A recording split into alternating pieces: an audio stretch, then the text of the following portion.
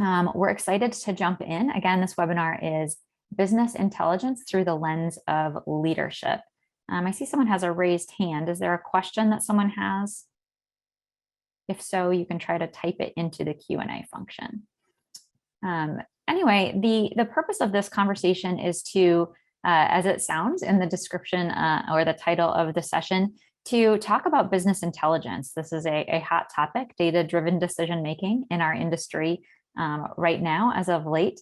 And Reed and I have partnered together on a few projects at BWF related to this topic, and we've noticed a growing need, or maybe it's an ever-present need that we've noticed more and more since we've been partnering on these projects, for business intelligence professionals and fundraising leadership to engage in dialogue to better understand what organizational needs are and make sure that those business intelligence, data visualization, reporting outcomes really align with what an organization is hoping to achieve.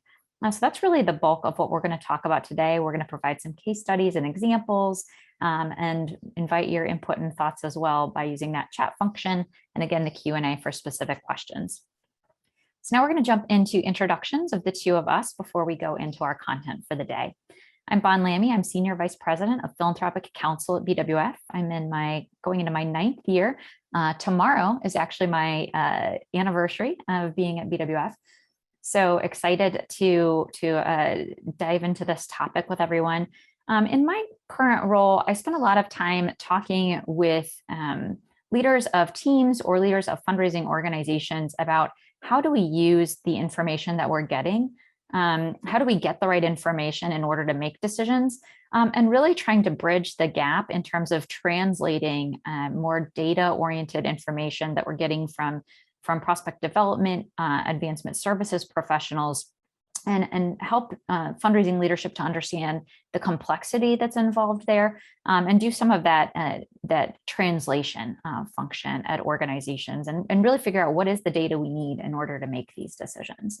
So that's kind of the lens that I'm coming at this conversation today from. Hi, everybody. Good morning, good afternoon, wherever you are. I'm Reed Tyler. I'm the Director of Business Intelligence here at BWF.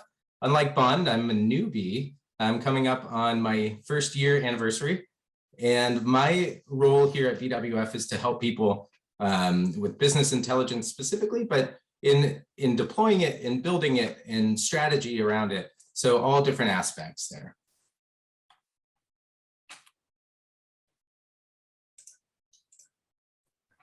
All right, so we've got a couple polls to start the conversation out. Because this is a webinar format, the ability to see your faces and engage with you is a little bit limited. So if you have an opportunity to put your fork down or your pen down and respond to these questions, Reed's going to launch these questions via a poll one at a time. So what we want to know first is, would you consider yourself a decision maker, a data professional, or both relative to your organization? Oh, I like this real-time tabulation.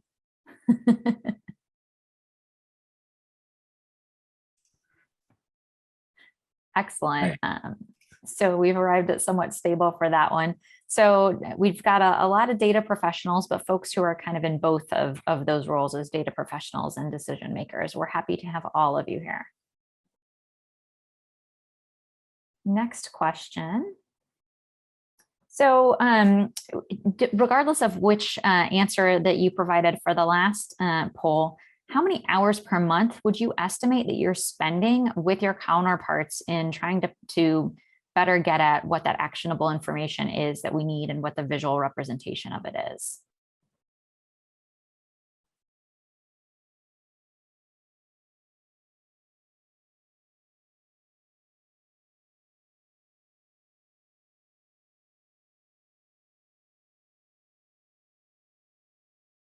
Great. And Reed, does that seem, just based off of the conversations you've had with clients, does this distribution make sense to you? Yeah, absolutely. Yeah, we see, some folks that spend a lot of time together, which we'll get into a little bit later. And then more commonly, what we're seeing is there's now not a lot of time spent between, the top decision maker and some of these data professionals. Excellent. Next question. So this isn't specifically asking about if the dashboard or report exists, but if you have an inventory that you're reviewing regularly, let's say once a year, to make sure that we're looking at the right things, and to make sure that the way that we have those set up are still effective for our needs as an organization. Hopefully that makes sense. Ooh, it's like a race.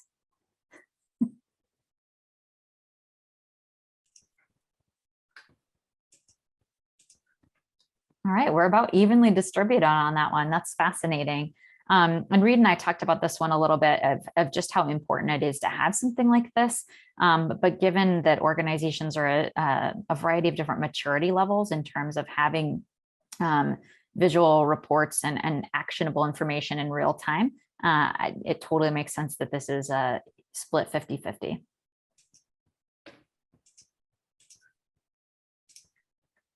And final question, do you feel that your business intelligence or reports accurately reflect your overarching fundraising strategies? Basically, do your reports actually help you answer the questions and solve the problems that you need to solve to do the business of fundraising at your organizations?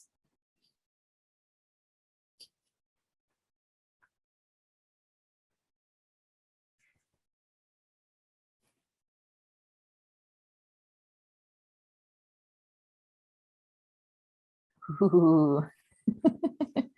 Another 50, this one is an exact 50-50 split. Very exciting. So I'd imagine there's some pain points there. And again, hopefully some of the examples that Reed and I share in this presentation will be helpful in getting past that 50-50 so that we've got more yeses than nos in that particular response.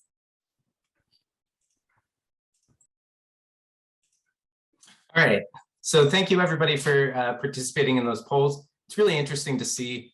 It's kind of exactly what we expected. We understand that some organizations have the experience and the resources and such, and others don't. So as we all know, there are big picture items that we all believe that data can help us answer. So most commonly, we want to know how can we be a $50 million shop, or $100 million shop, or whatever scale you're on.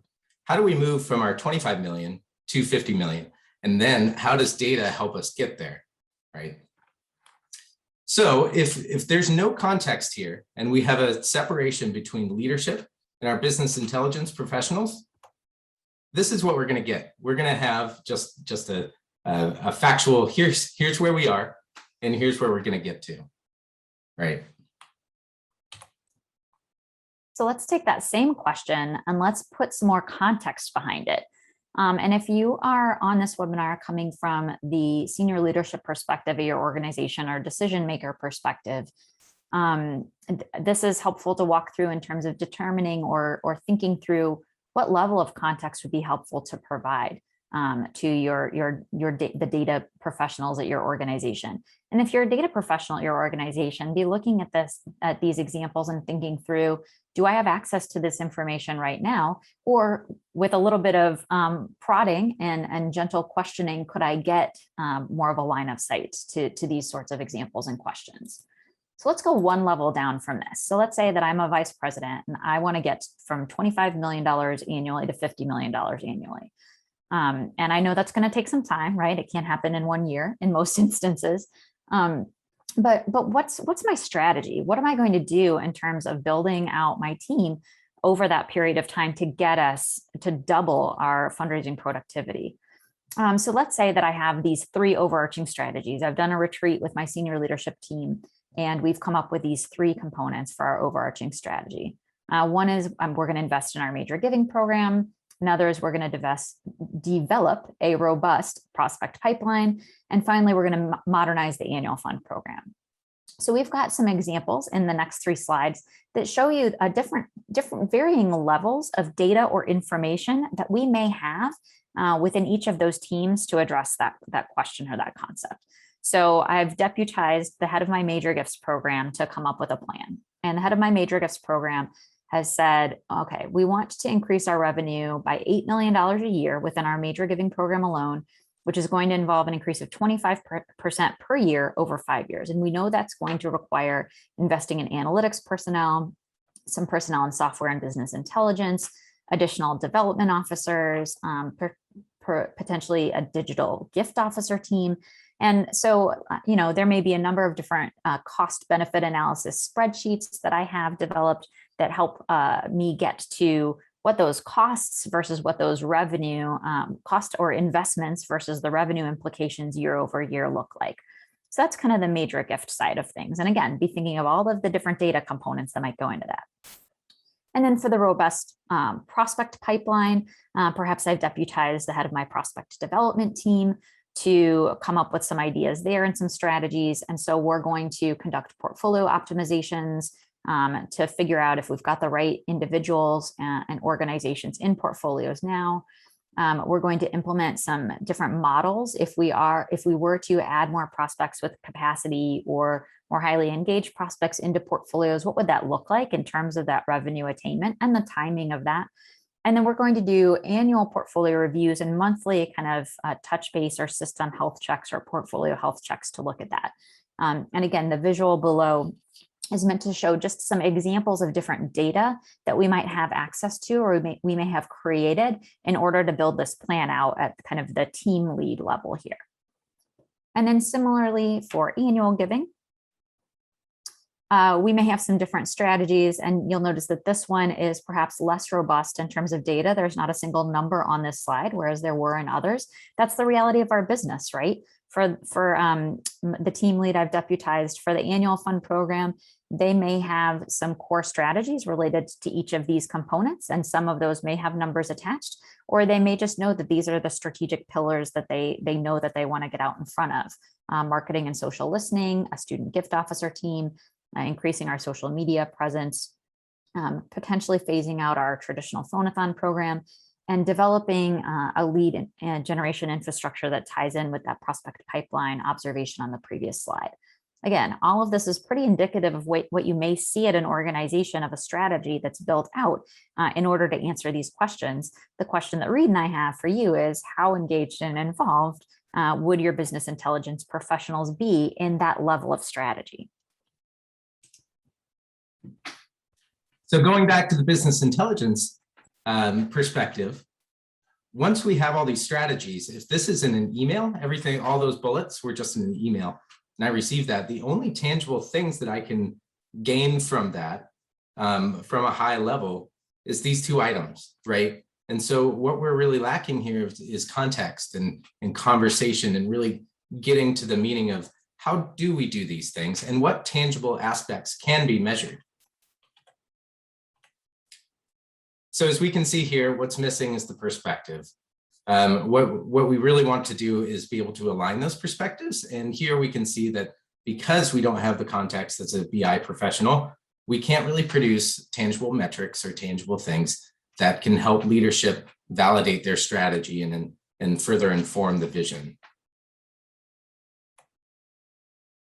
And we understand that, and it's supposed to be like that. From a leadership perspective, we're developing the vision and then working with our teams to align that vision with our strategy and then executing it. On the intelligence side of things, we're we are ensuring that stakeholders have the right information at the right time that does inform vision and help execute that strategy. So as Reed and I were talking about this, we talked about just the different communication styles and strategies that individuals have, and no doubt many of you have taken StrengthsFinder or different tests similar to that show kind of how you process information and how you interact with others.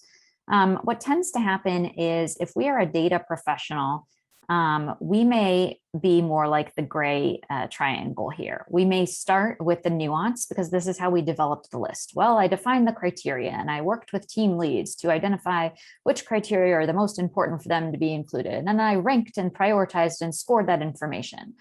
And then I came up with a list of the top 7 components that are the most important for all organizations or all end users across all business units.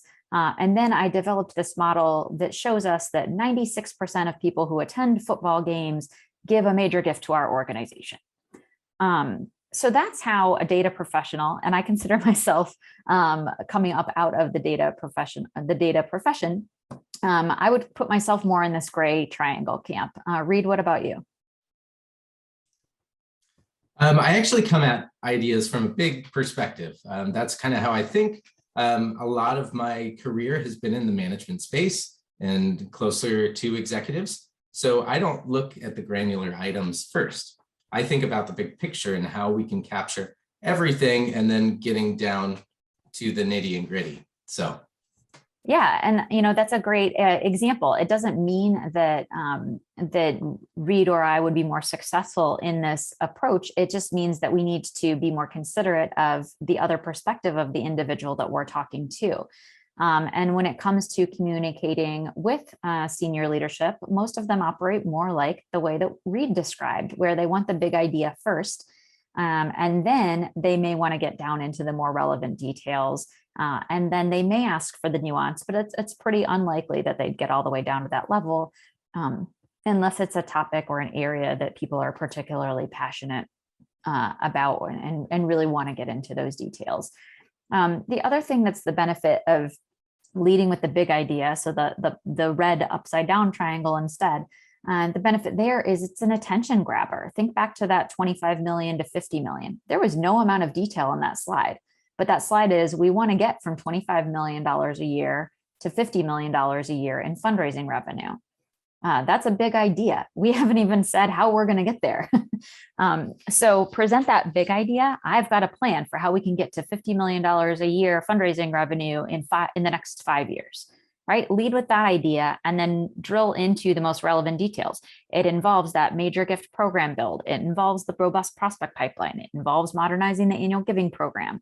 And then we can get into the details.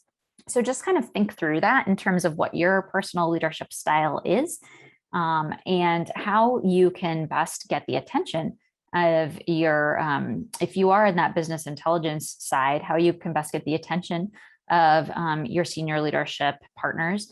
And if you're in senior leadership and you're having a hard time communicating with your business intelligence or data professionals at your organization, be thinking that sometimes they speak the language of nuance. And if you don't, then maybe bring a nuance interpreter with you, or think about that sort of thing before going into those conversations. Did want to address real quick, saw some questions in the chat about the recording. It is going to be available on the BWF website after the session, perhaps not right after the session, but check in later this week and it should be available for you, both the slides and the recording itself. Yeah, so we've touched on this in that last slide, but really thinking about the benefit of blending together these two perspectives in order to get a holistic view of both the big idea and the most relevant details all the way down to the nuance. Because as we know, the details really do matter, right? We can't just say we're going to get to $50 million and boom, there we are. The implementation, those details, that nuance is where we actually are successful at executing a strategy or not. So thinking through how do we communicate something from a big idea perspective, but make sure that the relevant or underlying detail that we need to get to that nuance is represented as well. And so when Bond and I have talked about this, we think about things in a cogwheel fashion. We are a fine-tuned machine, so to speak. So our vision drives our strategy, which then drives our operation and how we do things. And we removed the cogwheel of business intelligence because it's not really an aspect that is tangibly connected to each one of these. Instead, it's more of the momentum. It's what keeps these various cogwheels running smoothly and not getting jammed up. It's presenting that information that drives all of this information. And so I wanted to separate operational effectiveness out a little bit. So on our strategy, we have various aspects of that. We wanted to invest in our major giving program and build out our annual giving or modernize it, and then build out our pipeline. Operational effectiveness, though it is connected, it's not the same, but we still want to measure each thing, but we want to think about these things a little bit differently. So items that are part of the operational effectiveness are things like your culture and performance and accountability And the reason why I bring this up is there was a study that highlighted that leaders that really pay attention to this aspect of their business and develop their people into just wonderful talent have a far better chance of executing their strategy. So when we boil that idea down, that turns into an average strategy is executed, or that's executed by exceptional talent is better than exceptional strategy executed by average talent. That's what the study really tells us. So where does BI fit into this whole thing? I'm a little bit biased here and I put BI at the center of this, but let me explain. It really can be this great tool that kind of runs and helps all the other aspects of your operation. So the vision, that informs your strategy as you develop the strategy. Our vision in this example was our we want to get to $50 million annually. Our strategy are those three components. And then we're gonna bake that information into our business intelligence tool. That way it's communicated out to our staff members, as you can see. And then the operational effectiveness piece is measuring how we're doing our jobs that then support that strategy. We can do this by promoting a data-driven culture, ensuring that the BI tool is actually being used, and also communicating out those performance metrics that are tied specifically to each individual's jobs. And then that all brings back and comes back into the business intelligence tool to later validate the strategy, make sure that we're doing things that we intended on doing, and then also informing the vision for further strategy development. So this is the tough part, right? How do we actually do this? How do we put BI at the center of this and ensure that everybody is going to use it as intended and all those different aspects? And the first one that we talked about was we really need to focus on our culture, and it's got to be data-driven. And that's a buzzword. Everybody says they have a data-driven culture, but really utilizing the tools that you have and the analytics that you have in meetings. Maybe bring your business intelligence reports, your interactive dashboards to meetings, individual and presentations. That way you actually are having data drive the conversation, right? And I wanted to talk about the decision part a little bit, because that's the blend of art and science. We don't expect our BI tool to just give us the answer. Instead, it informs us and it gives us the information, and the blend of the experience and then the knowledge, the data from the BI tool, those two things together is really what's driving our decisions. It's not one or the other. And then also a shared understanding. And what I mean by this is really understanding what the BI tool can do, what can be done in the future, and just understanding the full capabilities. And to do that, I have here a cross-functional working group. So this team is very common when we talk about project management. Whenever we're releasing a product or implementing a new service, et cetera, we talk about having a cross-functional team. That way, when we're implementing it, we make sure that it fits, it works with each of our perspectives. So the members of the team are, various roles, whether it be leadership, data pros, annual giving folks, just random samplings from various aspects of the organization.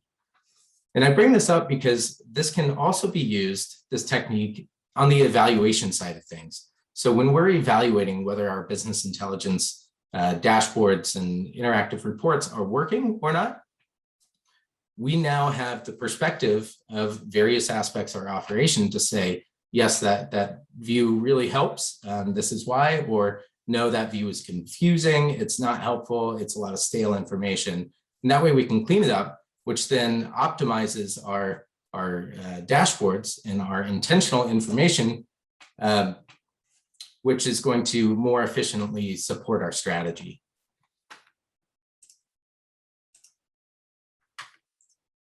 So we have clients that we work with that I want to talk about. We don't expect executives and folks on teams to understand the breadth of what technology is available, and also what technology is coming in the pipeline to the fundraising field. It's really just unrealistic to spend your time focused on that aspect. So The difficult part about that is when the technology comes available, are we as an organization culturally ready to adapt to that? Can we quickly implement the technology or whatever it might be and be able to have a smooth change management process to actually use the technology? That is where BWF has really helped. We do have line of sight into different sectors of fundraising and different technologies. We understand what's on the horizon. We also have folks that really understand, like on our analytics team, they understand AI, how it can be used with fundraising shops and what's going to be available in the future. And what's important about that is we don't know necessarily how to position ourselves as an organization to be ready for that technology. So what we've done in the past is to provide a roadmap and a functional roadmap of things that you need to do as an organization, whether it be culture, whether it be data governance, different aspects, to align yourself to be available and positioned to quickly implement and adapt to these new technologies. Another method is visualized communication. I showed that a little bit on where does BI fit in. And what I mean by this is we can use BI as a tool through the data that we're showing or sharing to communicate our strategy through those goals. And what that does as an individual in my role, for example, I can see how my work specifically is tangible to the overall strategy. You know, what value am I adding?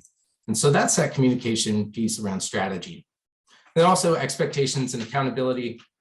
Just making sure that, you know, and in the BI tool, we see our goals, we see our progress to the goals, and that therefore I can just see my performance. Also validating that strategy piece and then metrics and KPIs. Yeah, so as Reed and I were talking about the presentation, we have one client project that we're working on together that really fits into that method section component that Reed just spoke to. So this particular organization has a pretty decent line of sight to KPIs and progress to goal for their fundraising team, but they don't have anything visually that they can pull together to do it, or if they do, it's very labor intensive. So it may be some of the data professionals getting really detailed in putting something together and then presenting it to the senior leadership team. So it's taking a lot of time for it to get to a point where it is actionable for senior leadership. So we partnered with them to identify some of those key dashboards and visualizations that their leadership team was asking for. And we put those together. And in a second here, I'll ask Reed to switch the slide, where we developed those dashboards. But what I love about this project is we didn't necessarily know what specific questions we wanted to answer. What we knew is what they're producing now. We had kind of like a template of what they're producing now in a very time intensive way, which may be the case for some of you on this call. And so what we're able to do is say, okay, what can we pull into a system generated or an automated or more user-friendly, easy to produce dashboard or visualization that will show you more or less the same kind of thing that you're seeing now, but will actually let you ask more questions about the data and drill in more and see what impact one particular activity or behavior has on fundraiser performance, for example. So let's go to the next slide. So this is an example of one of the dashboards. We've built how many at this point, Reed? 15, 20? Yeah, somewhere around there. Because each time there's a question, we're drilling in more and we're building that out more. And so, you know, without even necessarily having much familiarity with interpreting data, I can see right away that that dark pink bar is meant to represent the year in which giving within that month has been the highest. And in terms of that top table at the top there. So again, the idea here to be, well, why was giving so high in June of 2021? What was it that we did? Oh, we did that Giving Day push or something. So there's always going to be context behind these each of these visuals that help us to see why there's been increases and decreases and dips and highlights. And what I love about this particular project that we're working on is basically Reed and I participate in these meetings with this organization, and they ask a question or we point something out, and then they provide that context, and that usually opens up the door for some other visual to be created, or it provides a light bulb moment where we say, oh, this actually helps answer a question that our leadership team has had about why there were dips in our leadership annual giving or something like that. So then the other thing that we want to talk about, and this kind of goes hand in hand, is once you have that general infrastructure built out to create these reports, there's always going to be that balance between what can the data professionals do and what do they need to do versus what could end users do on their own. And I understand that this is a tension. We want to be able to provide value, but we also don't want to work ourselves out of a job on the data side. And I can assure you that's not going to happen anytime soon because there's always more complex data questions that need to be answered. So if we can create some level of customization, for example, reports that are specific to your larger units at your organization, and then reports that are different for smaller units at your organization, reports for your stewardship team that are different from reports for your major gift officers, that sort of thing.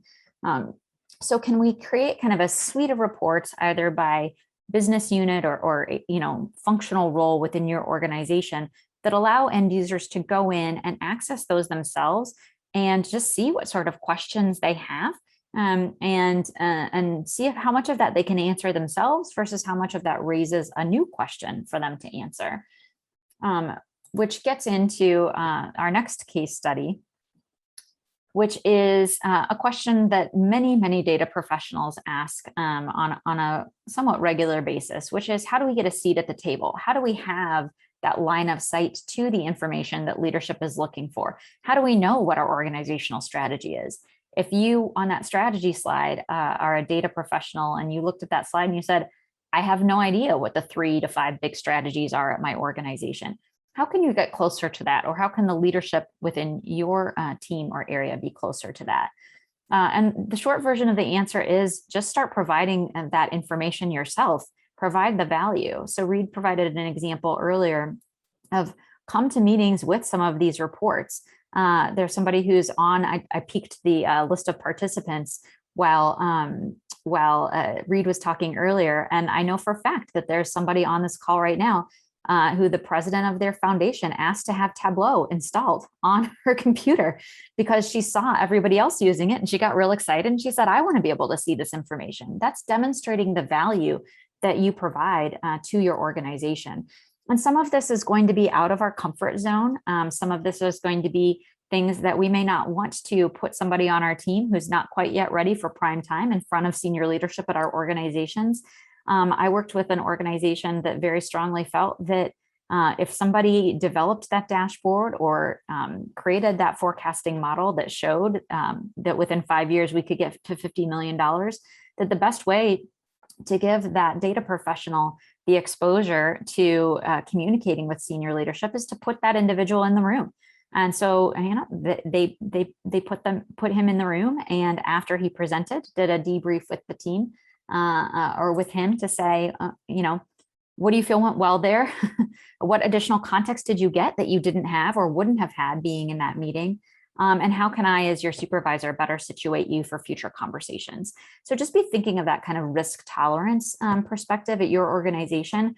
And could there be a benefit in putting a data professional, maybe even one that is more in that nuanced role, stretching that individual to come in with a big idea and have that face-to-face interaction with your senior leadership?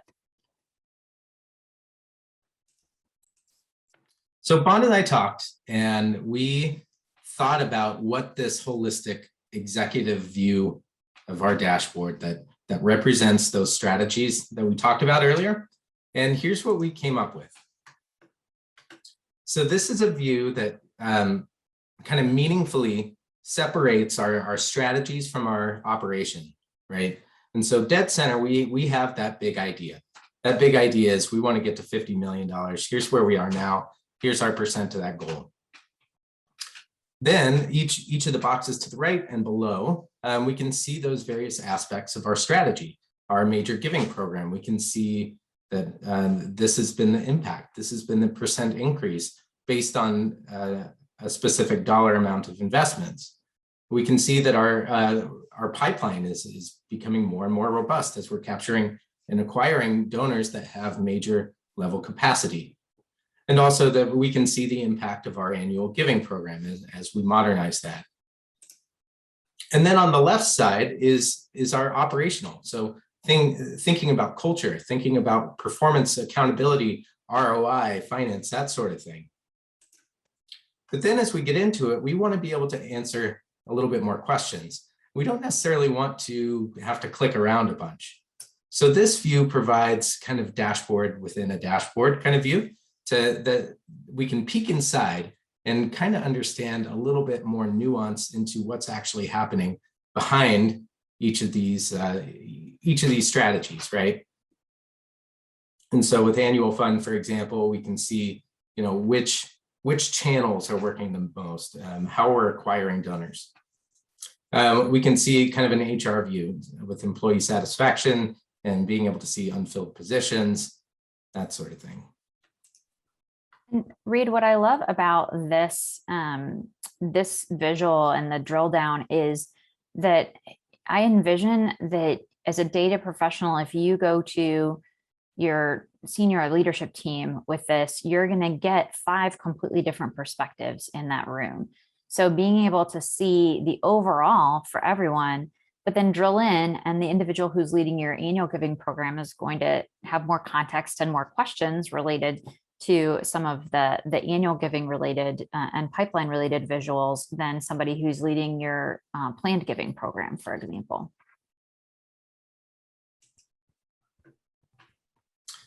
So how can we help as a firm? We do a lot of different aspects of consulting around business intelligence. The first is we can build and deploy dashboard suites for you that you can host locally. And this is really for folks that either have technical folks that don't have the time to build out this suite, or we don't have the technical folks at our organization, but we still want to take advantage of the technology. We can also host solutions in the cloud, which is good for people that want a maintenance-free environment. They just want to be able to log in and see the various dashboards, et cetera. We also do a lot of training. So there's 2 sides to this. The first is we can work with your organization iteratively to develop your dashboards from a technical perspective and train and build those alongside your staff and train them along the way of, why am I doing this? Why am I doing it that way? Or how am I creating these complex calculations, et cetera. The other side of that is training and counsel on how do I deploy this? How do I use BI as a tool to help my data decision-making culture.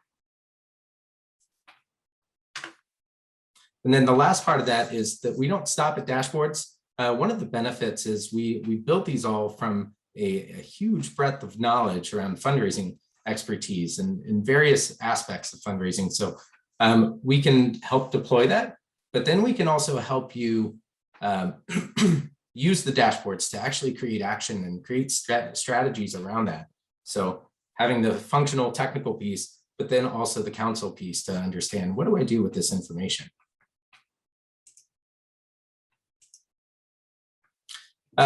Just wanted to mention briefly some of the partnerships that we have and platforms that we work with. We are partnered with Salesforce and salesforce.org. Mission BI is a great product for Racer's Edge folks, and it's a way to really get at the underlying data and have real-time access through a SQL environment or a business intelligence environment. RealZips, great supplemental data for Salesforce clients. And then the platforms that we are experts in are Tableau and Microsoft Power BI. Excellent. Well, thank you all for joining us. Reed and I will stick around if there are any questions posted into the Q&A. Reed, there was a bit of conversation in the chat about strategies related to event participation, particularly now that we're kind of in the hybrid, some in-person events and some online events. So if you do have any examples that you've worked on related to event data and how to visually represent that to show event outcomes that you want to speak to, feel free to chime in here. Otherwise, thanks to all of the great ideas that came up related to that question in the chat. I'll quickly say, we did work with one group that was, they really wanted to know the satisfaction and the quality of the event. And so by measuring that and providing an opportunity for event attendees to provide that feedback was really beneficial.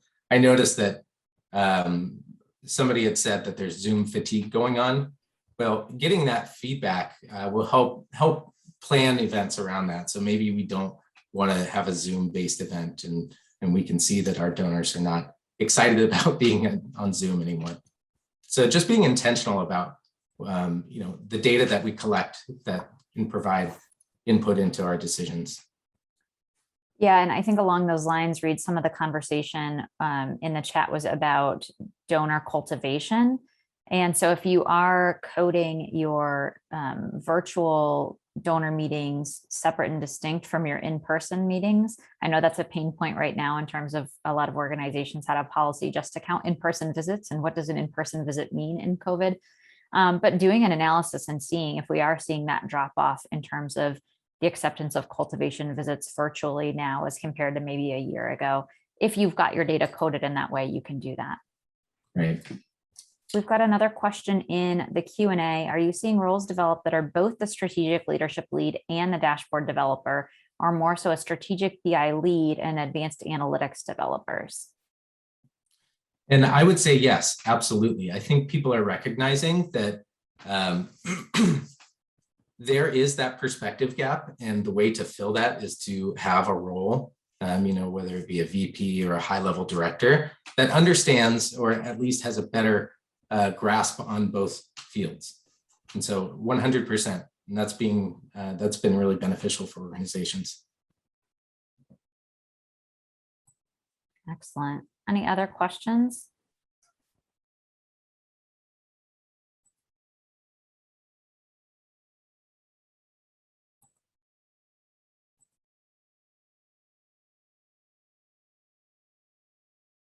All right, well, you've got Reed and my contact information here in the chat. As I mentioned, this will be available on, oh, there is another question in the Q&A. Let's see another question in the Q&A. If you asked a question in the Q&A and I did not answer it, please type it again.